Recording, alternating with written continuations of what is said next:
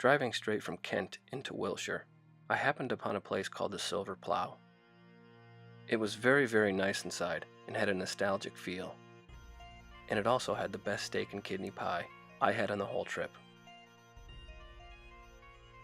So just a few miles down the road, I ended up staying at the Hillside B&B.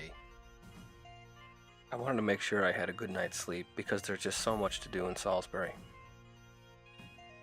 So driving in, I headed straight for Salisbury Cathedral. The cathedral is so impressive inside and out, I wanted to make sure I dedicated a whole video to it. Completed in 1258, the cathedral is built entirely in the early English Gothic style.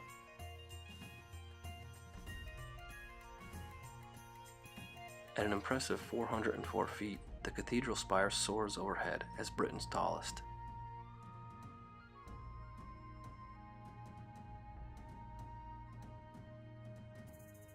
It also has Britain's largest cloister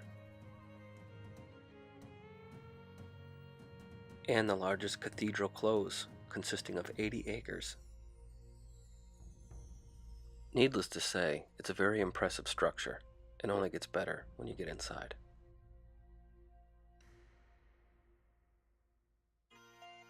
One of the first things you're struck with as you walk in is a beautifully detailed model of the construction of the cathedral, followed up by what is believed to be the world's oldest mechanical working clock. Having no clock face, it instead uses the toll of the bells to indicate the hours.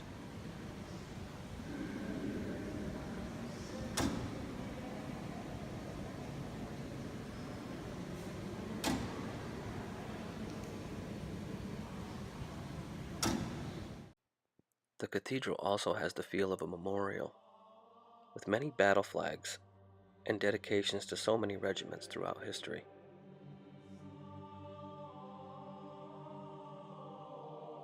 There is also so many burials under your feet, and all around are many great people carved in effigy with their tombs beneath.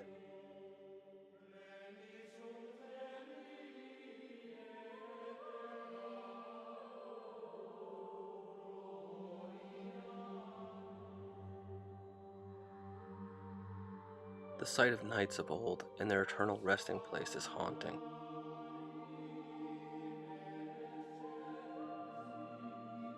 To think just beneath these effigies lie their bones, still in armor, in this place. This resting place earned by the decorated and glorious lives they lived made me feel humble and small.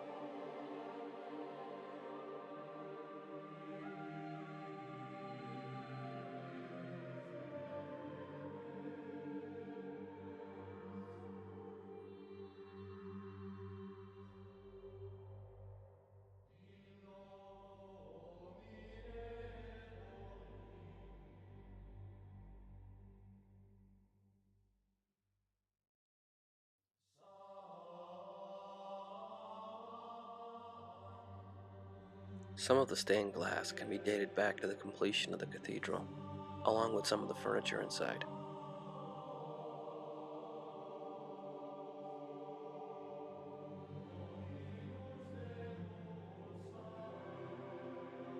Just take a look at some of the carvings on this chair and admire the craftsmanship.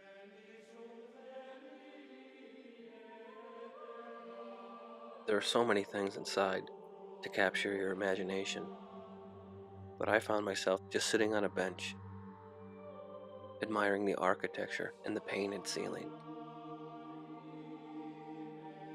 The cathedral's organ was exceptionally massive, and I would have loved to have a chance to hear it play.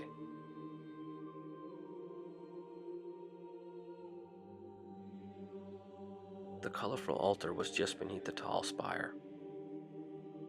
All the natural light seemed to flow here. There are also many English bishops buried in this cathedral, along with Lady Catherine Grey, whose life was very tragic.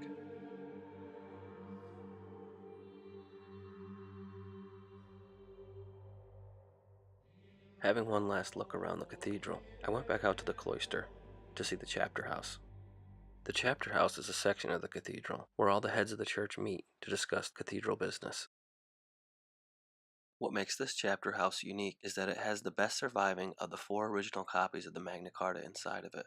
It is one of the most important documents in human history. The Magna Carta, or the Great Charter, was the first example of civil liberties being written into law. The unpopular feudal King John was forced to sign the Magna Carta to hold on to his own crown, forever changing the political landscape of England.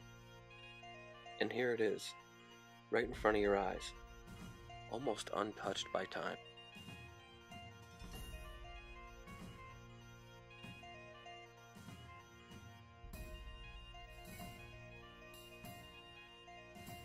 Back outside, I have one last look around the cloister and admire this tree in the center.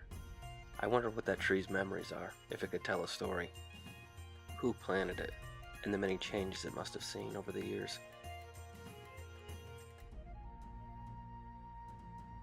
I took a nice walk around the cathedral close. Some of the houses and buildings in the area are very unique. It has a very medieval feel to it.